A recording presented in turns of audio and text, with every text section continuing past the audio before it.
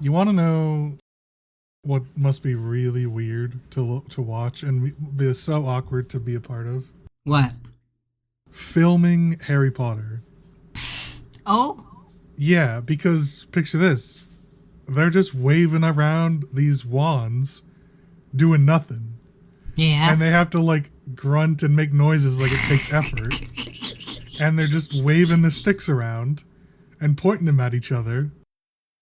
And like, then nothing happens because it's all post-production. Yeah. I think the entire process of filming like a Marvel movie now is super awkward because they never film together anymore, and they're just they're in green screen land. Yeah, it's literally an entire green screen room, and there's like 2 people, but then when you watch the scene, there's like 6 characters.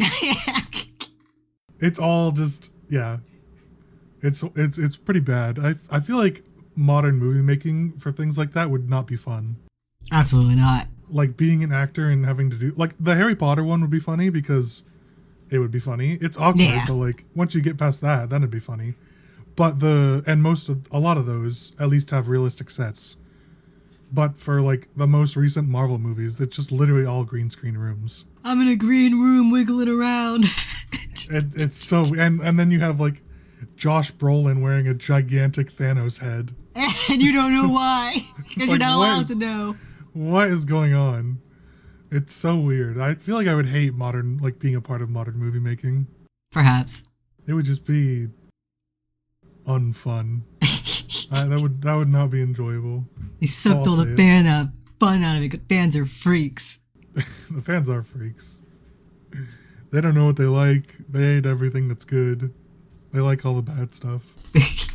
They don't boo the right things. Yeah. And then you just have to awkwardly like record for a year and a half in a green screen room, and the fans yell at you for it. You have She-Hulk twerk and everyone hates it. You have Deadpool twerk and everyone loves it. You just can't win. Okay, yeah, but there's context there that you're missing. Deadpool is that's where it's appropriate to do that. Yeah. It works there. I didn't watch the She-Hulk movie though, or the show. Good. Wasn't worth it. Couldn't be bothered. You watched like 2 episodes, right? I watched most of it, and it was just too boring. Yeah, well, I stopped tuning in. What did you expect? Of course it was boring. I don't know. Surprised me. I don't know. Just watch a Harry Potter movie. It'll be better. It could be a funny premise, and then they blew it. They abandoned the premise. And they emasculated Hulk even further. For nothing. For the lulz. For the lulz. Welcome everybody to episode 134 of You're Ridiculous. Woo! My name is Luke, one of your hosts. As always, with me, your other host, Wolf. That's me. Wolf, how are the sunflower seeds? Oh, they're lovely. My favorite snack ever. Did you get ranch ones? I did. Barbecue? Ranch. All the way. I haven't had barbecue in like years. Oh, really? Okay. The ranch ones, yeah. I feel like they're an unsatisfying snack. Maybe. There's very little in them. It's a trick. Right. I guess that's kind of the point of them, right? It makes you feel like you're snacking. Yeah. It's like popcorn when you don't add all the garbage to it. Because a lot of people just want something crunchy. Yeah. It satisfies the brain. Exactly. Something socially acceptable to chew on. Right. And so it's like you don't put all the extra shit on popcorn, and it's actually like a pretty good snack for you. That's like I don't understand putting things on popcorn. I've never done it, and I don't get it. What do you mean? Like people will put like jalapeno peppers and relish and all this other stuff. Yeah. What? Yeah. No. It's literally an option at the movie theaters. There's just like a big bowl of fucking jalapeno peppers. Not the East Coast movie theaters. Fascinating. Ours is literally just butter and salt. Oh. Well, it's more like that's the default, actually. Yeah. You don't really get but you can add like extra, which you're a lunatic if you add extra. And then sometimes like specific ones will have like, those flavor powders that you can put on. Yeah. Like, I don't know, like Parmesan cheese or I don't know, other flavors, whatever they are. I'm sure there's a ranch flavor. Sour cream and ranch. Yeah, sour cream and ranch. Different things like that. But I've never done it. But I've never heard of like adding actual food items to popcorn. Yeah, like proper whole ingredient toppings. They're trying to make it like nachos. Low key, yeah. That's awful. That'd be so disgusting. People are terrible. Truly. What you like to eat, you're wrong. You're all wrong. I'll say it. I'm not afraid. You're so brave. I'm going to be canceled for it. This is finally what'll get me. Last week, though, we talked about Rings of Power, episode 1, season 2. Yeah! Guess what we're talking about this week? What? Season 2, episode 2 and 3 of Rings of Power. Hope you like Lord of the Rings, everybody. Because we do. And if you don't, you're going to learn to like it, because that's what we're talking about. That's right. You're going to learn to like it. Get the belt. We're going to dominate people into liking it. That's how it works, right? That's right. Yeah, exactly. You ever been to Catholic school? That's how it works. Yeah, exactly. I did go to Catholic school. I went to, like, not Catholic school, but, like, Bible, no, what is it? Sunday school. That's what it was. Oh. But not for very long. They couldn't fool me. I knew what kind of cult it was. Too smart. That's right. You're not going to brainwash me. I got kicked out of Sunday school because my skirt didn't fit and it just fell off like mid class. No, all the Christian they were boys. So upset. Naturally, the nuns probably have a heart attack. Oh, absolutely. All right, let's dive right into season 2, episode 2, Where the Stars Are Strange. Wow. Wolf, what happened? Lots of things, and yet again, not a whole lot. Oddly. True. It's because there's more than 3 plots now. It's a bit much, I think, this time. But there's stuff going on with the elves. Not the elves, the dwarves. They have some things. The mountain like caved in on itself and now they're stuck. Seemingly a consequence of them taking the mithril out when they weren't supposed to. Mountain didn't like that. True.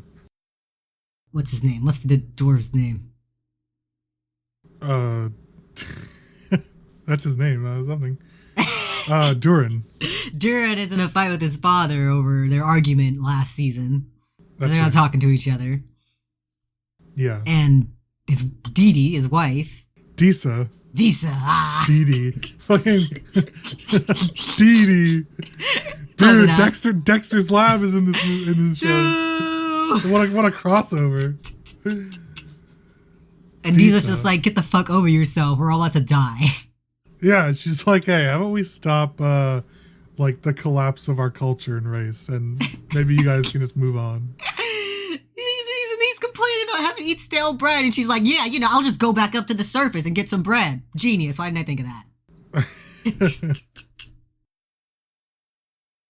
The dwarves, if nothing, are stubborn. They are indeed. And then in between that, and then the episode comes back at the end with the dwarves again. But between all that, we got Sauron and Galadriel doing their thing. Galadriel is, I guess, in the fallout of like putting on the rings, and now Elrond doesn't want to be your friend. They're trying to get the contract. He's still hung up on like what bad things are going to happen if we use these rings. Yeah. And Galadriel swears that, nothing happened. I know Sauron didn't corrupt these ones. And she didn't corrupt me either, she claims. Which she was, but... She's not ready to talk about that. Yeah, not yet. They're trying to get in contact with Celebrimbor. That's right. To, like, I guess, let him know what's what. Because he's in Eregion right now. Yeah. And so, like, they wanted to, like, say, hey, the rings worked. Your rings have saved all of Elvendom. Yeah. Congratulations, you actually did something. But he's still in the dark. I'm seeing that Celebrimbor is spelled with a C. What did you think it was, a K? Yeah, that's how I sent it to you. Did you? Oh. I just sounded out and sent it like that. That's fine. But yeah. With a C. I don't even... Surely elves don't use Ks. What? Yeah, I doubt it. Why wouldn't they? Because that's like a... I think that the way Tolkien wrote everything, like K's are more of a dwarven thing. Oh. Like if he wrote answer. them in common, and then Yeah, like yeah. C's, because like C's are like more elegant and stuff. Ah. Cringe. But yeah, I mean, he was batshit crazy, so who knows? He wanted like the elves' language to sound like really flowy and elegant, and then the dwarven language was like really like gritty and hard and like that really, tracks. yeah, solid sounding. Because they're rock people. Enough about that. Elrond goes to talk to the guy again that like turned the rings in. Oh, yeah. Círdan. He shaved this time. So he looks completely different. I know. That's what I'm pointing out. He shaved and looks completely different. I'm like, new guy. He did not look at all like an elf in the first episode because he had the beard and everything. He looked like a hobo. And then in this one, he shaved at some point and looks like a normal elf. Proper elf. Yeah. Hair and makeup showed up that day. The oldest of the elves. Allegedly. He tells Elrond to take a chill pill. Pretty much does. He's like, you don't have to support the maker, but you can support the work, is basically what he says. Yeah. And he does it by like, you know, giving a bunch of different examples about how other artists and poets and all these other things are batshit insane, but all their work is great. Yeah. I think he inadvertently proved that these rings are no good. When he sticks his hand in the water and all the fish come flocking to him, like, that didn't raise an alarm bell. You're like, oh, that's cool. And not a cause for concern. Well, so these rings are fine. That doesn't feel like a fine thing. Right, but I think that was sort of the point, is like, in Elrond's eyes, it looks a little weird. Because nobody even really, like, they're never told what a ring of power means. Yeah. Right, and so, like, nobody really knows, at this point anyways, what these rings do other than seemingly bolster magic. And so, like, to outside people or suspicious people like Elrond, you know, sticking your hand in a pond of water like that and controlling fish, well, that's kind of sus, right? So it's like, it's I think that was sort of the point. It was meant to look sus, but like the audience, most of the audience knows that these rings are fine. And in fact, these rings are good. Okay.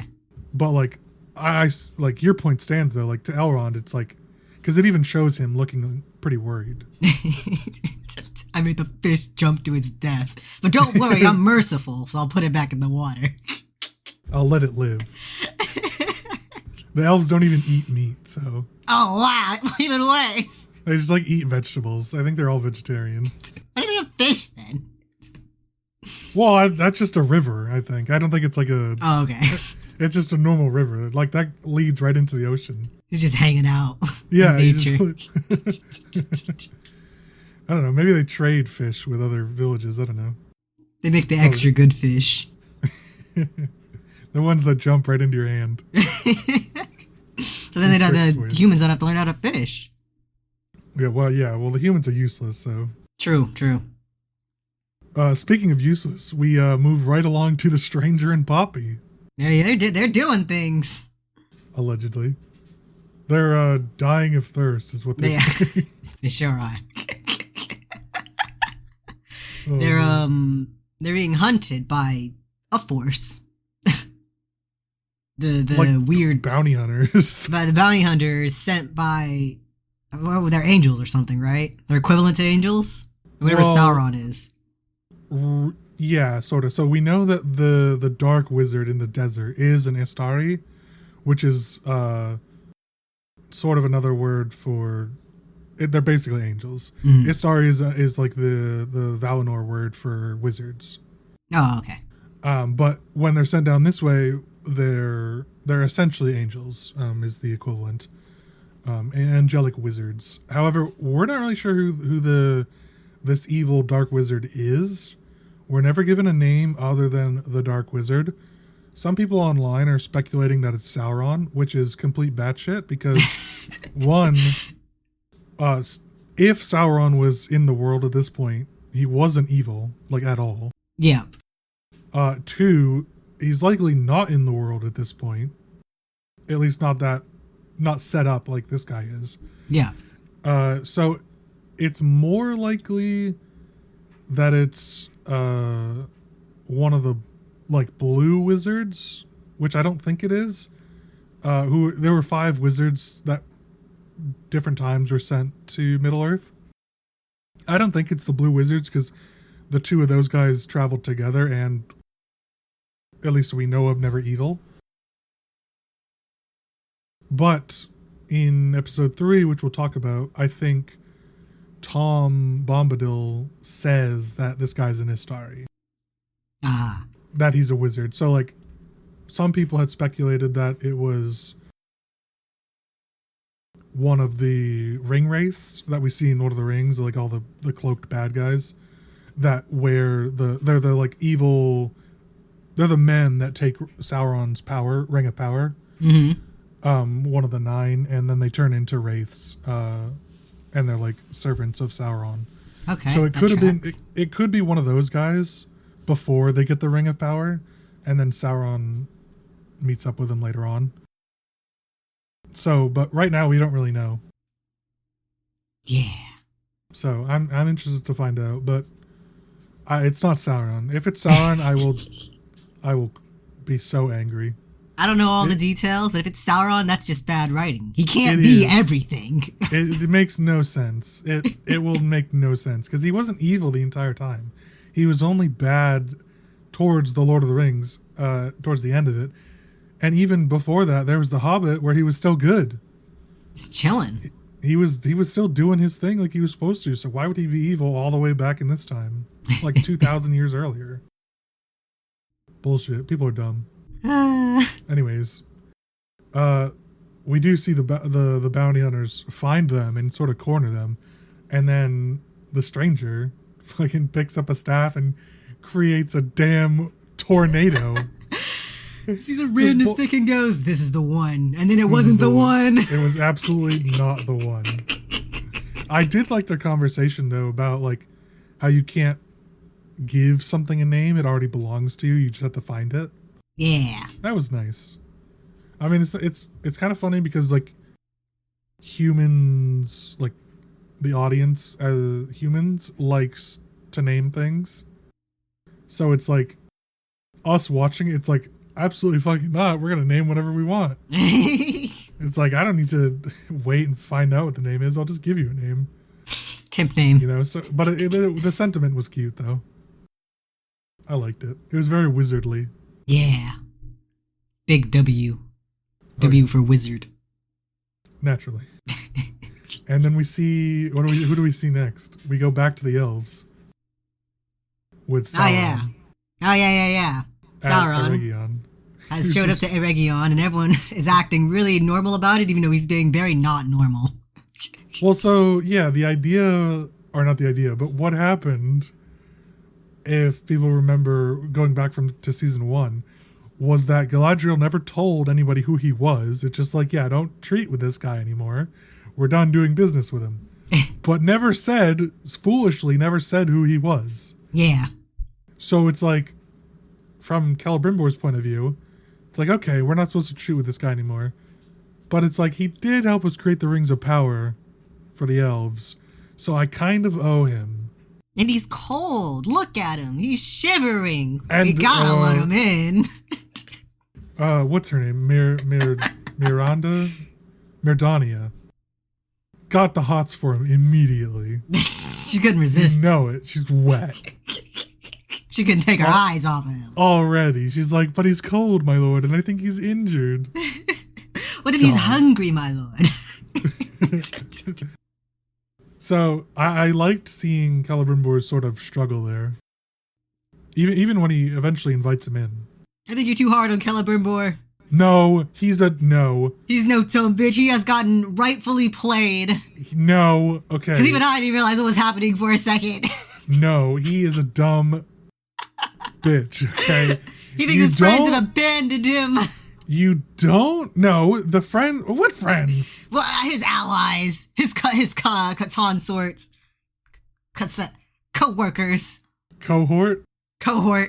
No, they didn't abandon him. Sauron killed them all. Well, yeah, he doesn't know that.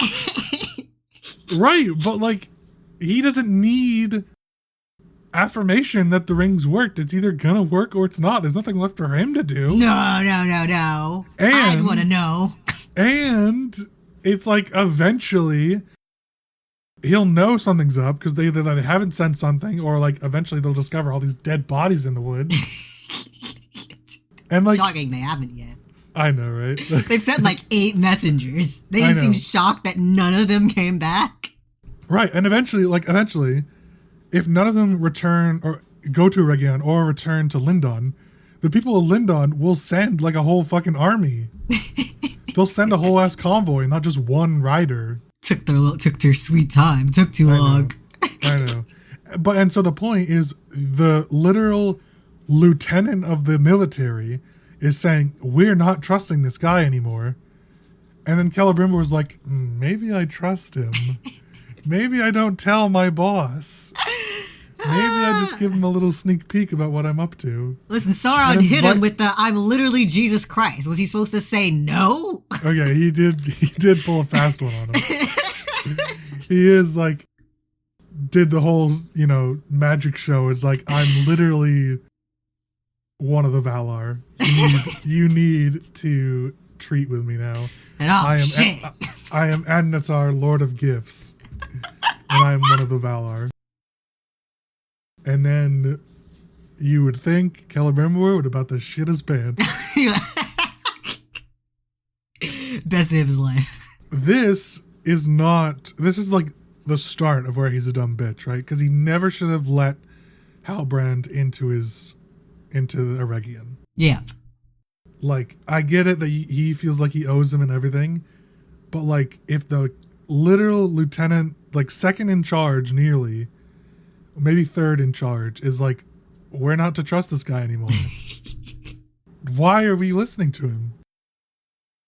I don't care if he brings good news. Why would the elves send him? That's the thing. It's not and the other thing is, like, he asks a bunch of questions like, did the rings work? Did all these things? Why would and Halbrand's like, yeah, Galadriel said that you would that you were gonna say to not trust me. Why would Galadriel tell him that? None of it makes sense. It's all so unreal. You're too smart. Celebrimbor's just an idiot. Why is this of the elves my ass? Or elves being wise my ass? God, he's just gullible. The issue, I think, with him is that he got caught up, and he says it later on, or maybe it was in this episode, I forget which one, that he wanted to surpass his grandfather Feanor, who made the Silmarils, which were like 3 stones of like immense power. Yeah. And they were like fought over by Morgoth, the original Dark Lord. And I think Sauron held one at one point or whatnot. But anyways. Give it a little tippy tap. Yeah. He wanted to surpass his grandfather and make something even better than the Silmarils, which was thought undoable. But so he got like ego checked by Sauron. Yeah. Or Annatar, as they started calling him. I'm not calling him that. His name's Halbrand. Well, his name's Sauron. I saw another complaint. It's like, in episode 1, he would never call himself Sauron because it means the abhorrent. Sauron is like, in Elvish, it means the abhorrent or the abominable. Ah, I see. So it's like, why would he call himself that? And I'm like, well, maybe he just knows that's what they call him. That's just how they refer to him, and you can't like change that. Yeah, I mean, that's probably true. I don't remember who gave him the name, but eventually it obviously stuck.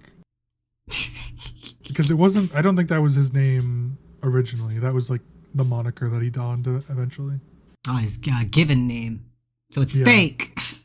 Well, because I forget the some fancy Tolkien word, but he's not like a Maya, which is sort of like an angel, basically. There's like a bunch of different versions of angels. You can be like a wizard angel, you could be like a like an emissary angel, all these different types of things. But he's not. But he's like 2 levels down from that. Okay. So he's like a angel underling, and so that's why he has all this power. But so originally his name wasn't Sauron; it was something else. But now he's donning the cloak of Anatar. But what do you think of this episode? That was all right. Yeah, a lot of information to juggle. Yeah, this one had, like you said, 4 sort of plot points going. It did feel like a lot. The next couple episodes, I feel like juggles the storylines way better. Yeah. Because we needed, like, episode 1 was like sort of a recap of season 1 plus introductions for a lot of stuff. And then this one had to introduce the other plot point that we were missing, plus continue on with the ones that we had started. Yeah. And then I think 3rd and onward, it starts to juggle them a lot more efficiently, which is good. But it was like a solid 7 out of 10. I give it that. I'll give it a 7. Not bad. It was good. I will say, though, that this, and especially the next, maybe, I don't remember where it starts, but I could just watch a whole series about just the dwarves. I'll be honest. The dwarves are so interesting. I don't give a fuck about the Numenorians. I'll say it. I don't either. But that leads us right into next episode, The Eagle and the Scepter. I don't give a shit about anything going on with Isildur. Well, that's where we start. I was zoning out. I'm like, okay, great, this guy. His horse. We start with him trying to rescue his horse. His horse trying to rescue him. Well, yeah. And then, it rescues him, and then he rescues it from the spider pit. And then it moves on to like a, sort of like a, what do you call this? A grieving ceremony? Yeah, I guess, for everyone who died. And most of the mother. A memorial service. But the mother bitch slapped Muriel. He finds some chick who I guess was like formerly like one of the orc-aligned humans. Right. Yeah. She was like captured and stuff. That was like, way later in the episode. Oh. That's all right. Like we said, most of the Isildur stuff I don't care about. He got left.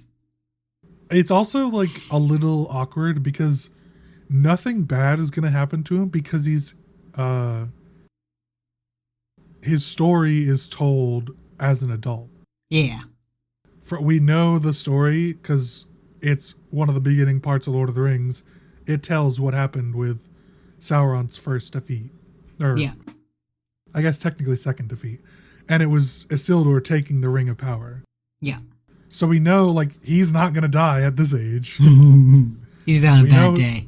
Right. So it's like, oh no, he got left behind by the other Numenorians. Oh well, he'll be fine. Take a boat back. How hard is it? I guess it's people want to know the in-between, what happens like from here up until he starts leading the army. And we know what happens to Elendil too, because in Lord of the Rings it says he was killed by Sauron. Yep. So like we know that these guys are mostly going to be okay. Up until they're not. We got to see Arondir though. The goat. We did. I don't really remember like why he's helping the humans. Do you? I guess because it's like out of feels he has to because he didn't keep the mom alive. Right, like that's the only thing I could remember is like the mom died in the village raid, and so like he feels like he needs to. And she was kind of that village. She was the village main character in which everyone went to her with all their issues. Right, she was like the healer and the sort of unofficial leader, I think. But and then Arondir just takes charge. I like him though. Yeah, I love seeing him. He's cool. There was I don't remember if it was this episode where he does like a backflip on like 3 different orcs. I don't think it's this episode. Okay, it was later on then. It was really cool though. Anyways, yeah, Isildur does find that lady though. Oh yes. Ooh, I don't really know who she is. I guess she'll come up later as a betrayer. She's probably a double betrayer, frankly. How much? This was the episode where she burns herself, right? Yeah. How much do you think that hurt? Oh, so much.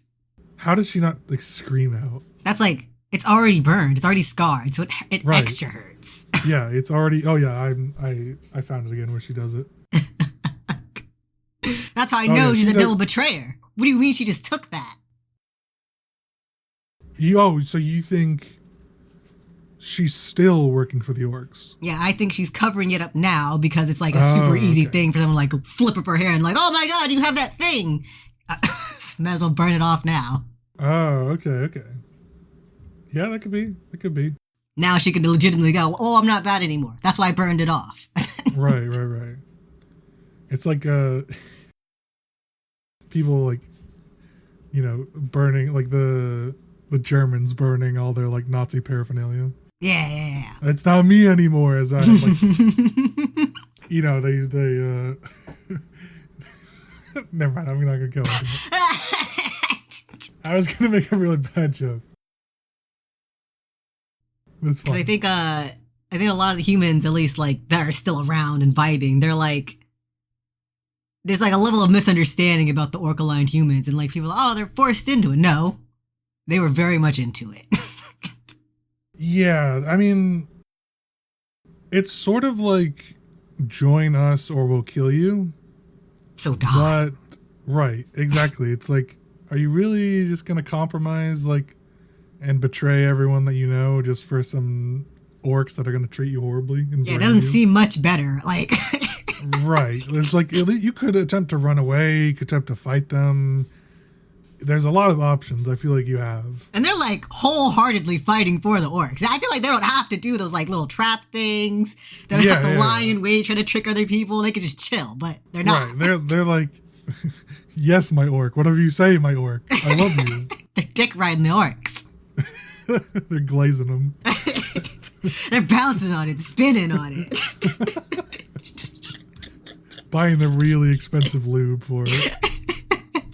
Bending over. Trousers already down.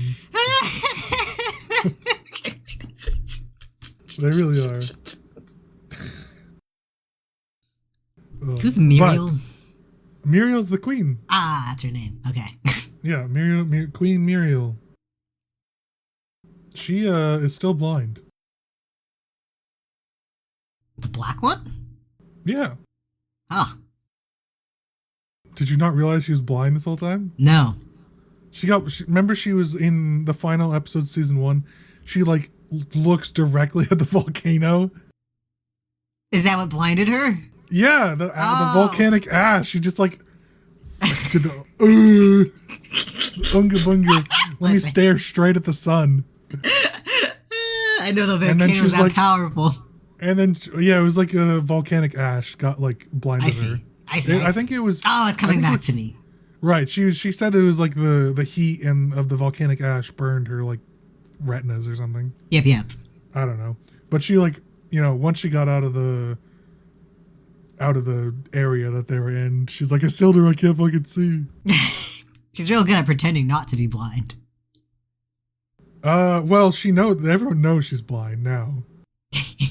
That's why the descent is starting to like lay on thick, right? It's like, okay. We have like a blind queen who's like not her, how her father used to be. I see. I'm like, I feel like she got shafted for no reason. Like, what is everyone's beef with her? Yeah, it was basically like, we don't want a disabled queen. But and like some people wanted the Farazan. The guy the eagle chose. Yeah, which is ridiculous. Like, it really felt like the eagle was there for her, and he just walked up. Yeah, it does. Right? Like, I don't think it chose him. She's getting like a coronation, and then the eagle's there, and that was the whole thing. Like that would be an auspicious day if the eagle showed up. Yeah. And then he's just like, the guy's just like, Farazan, Farazan. Eagle chose him, definitely. Don't quote me. It was him. And then Muriel's just like, I can't see. She doesn't even know the eagle's there. Muriel's like, what's everyone looking at?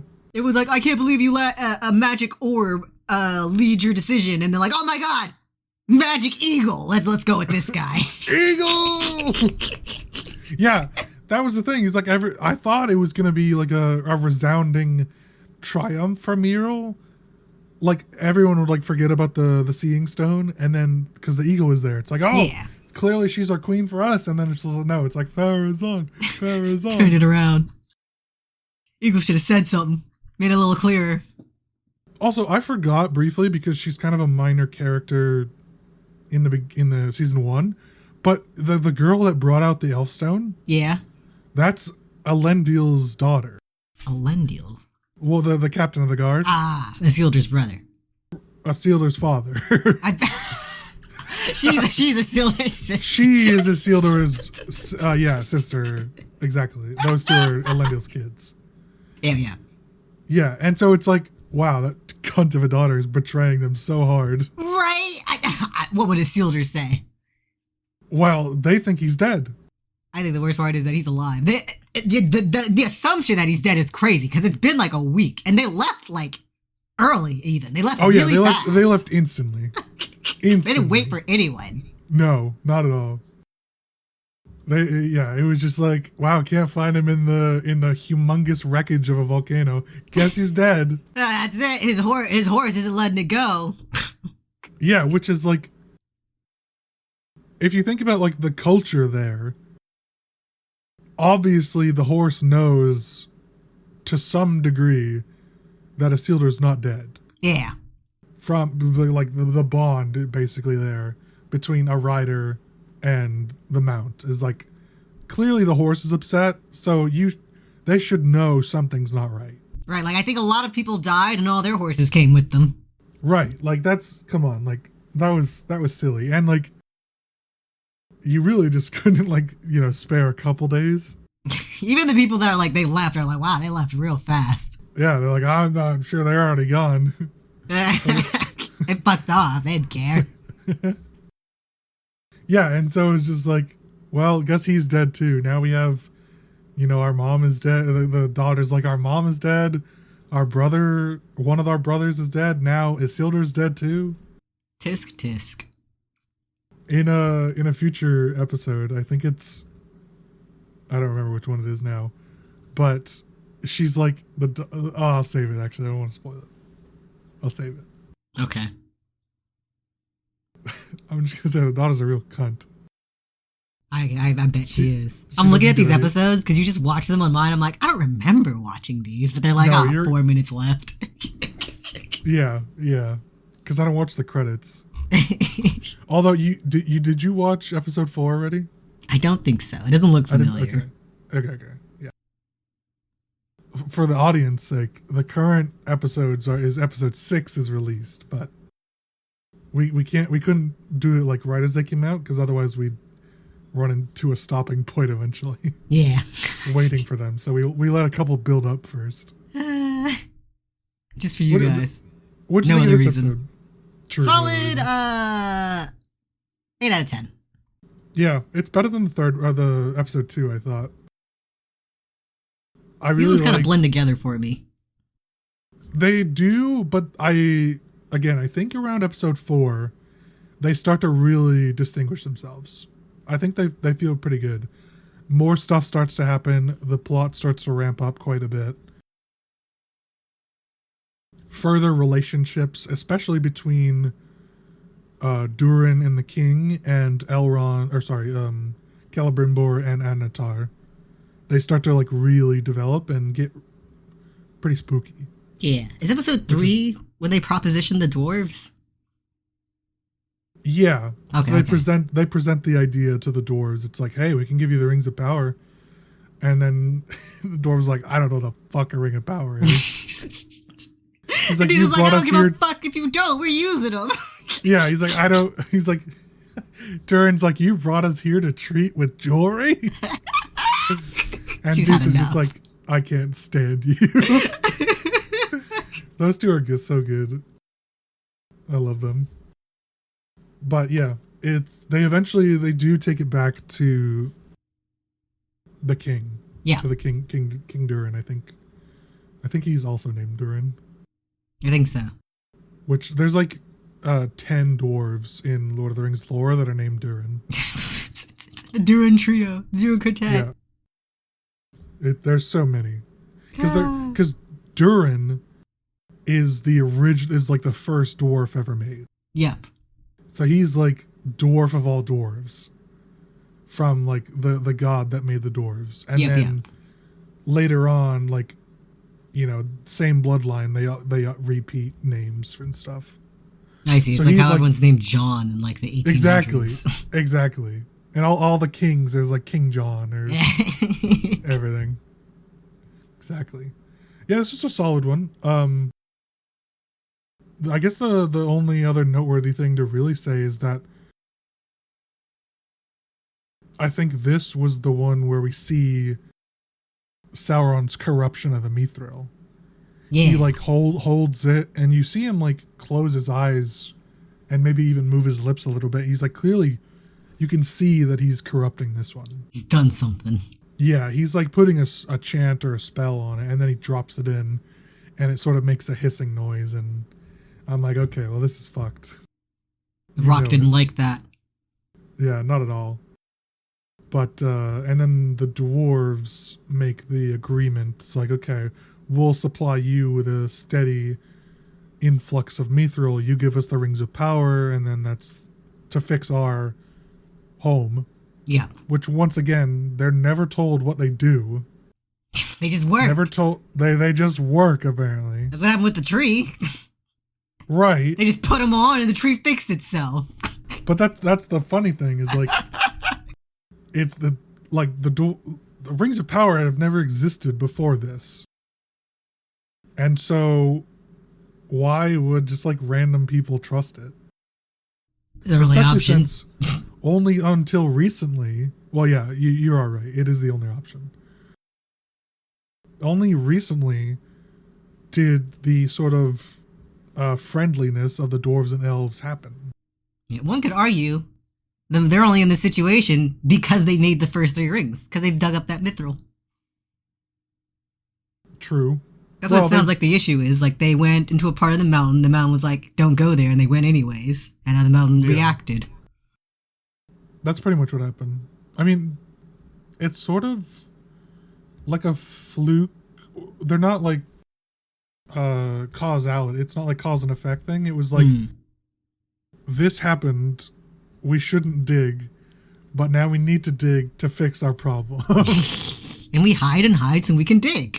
Right, exactly. Didn't something come out the rocks, like a monster or something, last season? At the end of season 1, we see what the Balrog monster, which is basically a corrupted angel. Ah. So it's like one of the Maya turned evil. Yeah. And who Morgoth, the original Dark Lord, made them, and were originally only controlled by him. It's like, we're serving you and you alone, and they're corrupted Maya. And so, yeah, we know one of those is lurking somewhere in the mountain. Spoiler alert. It doesn't end well for the dwarves. Schrodinger's Maya. Exactly. If we dig, we might find him, but if we don't dig, he's still going to be there, but we won't find him. If we don't dig, he'll never show his face. Oh, man. Yeah. Schrodinger's Balrog. Solid one. I think episode 4 is where it really starts to kick off. Oh, I can't wait. Yeah, really pretty quality. But enough of that for now. We have a question of the week from Rain. We do indeed. This week's question of the week is a 2-parter. What is the weirdest thing you'd never eat and the weird thing you want to eat? All right, I'll kick us off with the weirdest thing I'd never eat. Okay. So I don't think this is like super weird, and I'm not going with like something that's not. I'm going with things that are actually food and that people actually eat. I'm not like, oh, I'd never eat a fucking sheet of metal or whatever. So this isn't that weird. It is a French dish, as you mentioned when we were coming up with it. I would never eat frog legs. Oh, frog legs. Yeah, it's just it just does not sit well with me. What? Yeah, I wouldn't do it. I don't like the idea of it all. I don't want to eat a frog. I like frogs. I like all kinds of animals. I'd eat them. No, it just doesn't sit well with me. I'll eat a bunch of other things. I like other animals too, but this is like, this seems like something that I don't want, like shouldn't be eaten, you know? Like it's obviously not going to harm anyone. People eat it all the time. Yeah. But if I looked at a frog, I'm like, okay, yeah, you shouldn't eat that. That's they do have that look to them. Right, they look that's poisonous. The vibe I get. Right, and a lot of them are, but obviously not the ones we eat. Yeah. But I'm just like, I get the vibe. It's like, yeah, I shouldn't be eating that. I see. What about you? I don't know. The weird thing I do want to eat is foie gras. Oh, really? Okay. Yeah. A morbid curiosity, really. I don't know. I don't think that's that weird. It's just, Listen, the Christians hype it up as this terrible thing, so it must be pretty good. Well, yeah, it's a super expensive ingredient, and it's like uncommon, but I don't know how weird it is. But like, it's weird because it's not commonly ate, I guess. I think it's weird because it's the force feeding. It's the animal cruelty that's involved with it. Oh yeah, it's like a super delicacy and like extremely expensive and like. But I must. Yeah, I would eat forbidden duck. Yeah. Wait, this is the thing you. No, what's the thing you'd never eat? I'm not sure. Oh, okay. I skipped ahead. You were answering. Okay. I'm like, wait a second. Yeah, I would eat frog legs. Okay, but not frog. Well, this is different. I guess. This is completely different. I guess.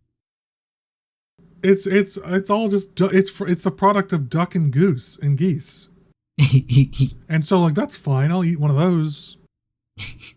Not a natural. I like when you Google foie gras, by the way, one of the first things is cruelty. Yeah.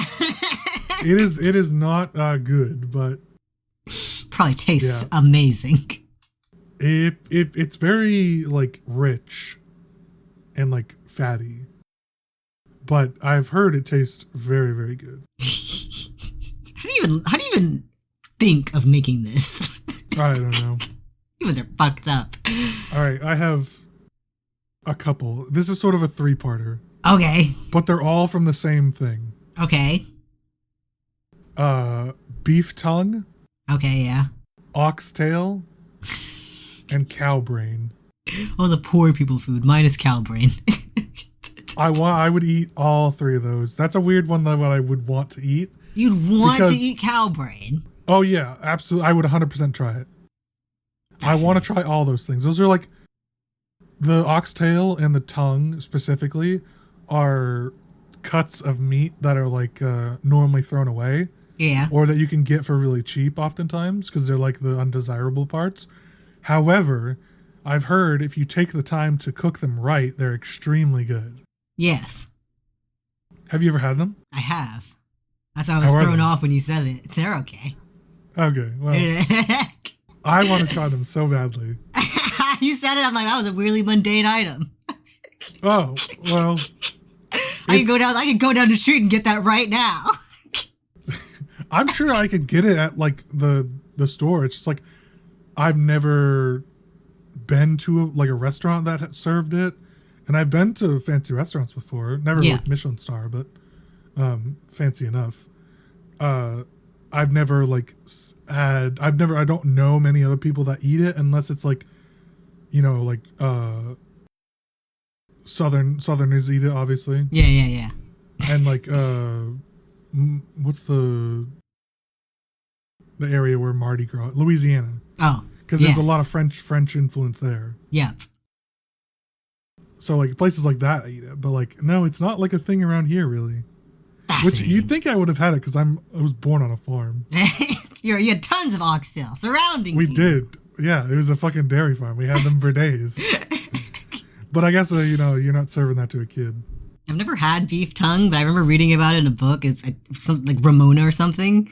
And she was eating it because her family was poor, and she was like, "Wait a second, this isn't a normal beef burger." She lost her mind. I think the thing I'd never eat is probably monkey. Anything in the ape family. That's too much. I eat a lot of weird animals. Meat. Yeah, there's a lot of animals that like are technically edible, but I would never. They're on the like list of like dogs and cats for things I wouldn't eat. Okay, I googled weird food, by the way. Yeah. And I knew about this one. What, Google? I'm not talking to you. Shut the fuck up. My phone just turned on. This one is actually seen on Survivor quite a bit. And it's balut. Balut? Yeah, Balut. And it's duck embryos or chicken embryos. Yeah! And it's like, they're like developed. They're like, they have the beaks and the feathers and everything. I think I'd eat that. I'm tempted. I'm tempted. I don't know if I could get through it, but I would try it. I just don't know if I could like actually finish it. Big squish. I don't know if I could get through it. Okay, what about a century egg? Would you eat one of those? Maybe. I don't really like eggs, period. Also known as the 100-year egg or 1,000-year egg. Eggs are preserved in a mixture of clay, ash, quicklime, and rice hulls. They're black. Yeah, they're like ashen looking. They just look rotten. The eggs turn translucent brown, and the yolks turn dark gray or green. They look edible. Or black. I don't know. They're like hyper preserved. There's an episode of Smiling Friends about this. Maybe. Oh, you know what? Another one I would not eat. What? I'm not eating chicken feet. Oh yeah, no. What's there? I don't know, but I don't want to find out. No chance. That's like desperation food. Okay, how about this? It's called huitlacoche, and it's corn fungus. Corn fungus. Yeah, it's I don't know. It's Spanish, so it's like really. Yeah. Oh, sorry, corn smut. Corn, also known as corn fungus. Corn smut. No! Don't type corn smut into Google search. I wouldn't dare. I just sent you the thing. I sent you a screenshot of it. Oh my god, it looks like the century egg, frankly. It kind of does, yeah. I don't think I could eat it. Most Americans don't eat it. For the same reason I don't eat most, like, I don't get the appeal of, like, old cheese. Corn smut, also known as huitlacoche, is a plant disease caused by pathogenic fungi. That sounds edible. It is, I swear. It's like a super wealthy ingredient. I'm sure. Of course it is. They have all the time and money in the world to eat weird shit. Corn. I didn't know it was called corn smut. That's amazing. Oh. Oh, man. All right, well, take it away. Take all the corn smut away. I'm Wolf, taking these away, corn smut included. Thank you for watching episode 134 of You're Ridiculous. Woo. If you liked all that, be sure to hit the like, comment, and subscribe button, and be sure to hit the bell so you get notified of the next episode. If you're watching on a podcast website, be sure to hit the plus and give it 5 stars to support the show. Let's see, you can follow us across the internet at ridiculous_cast on Instagram, Twitter, and TikTok. You can follow Lucas at 7angrywass with an E, and you can follow me at Rainbow Does without the W. We hope to see you guys all again next week, but until then, say goodbye. Goodbye. Goodbye.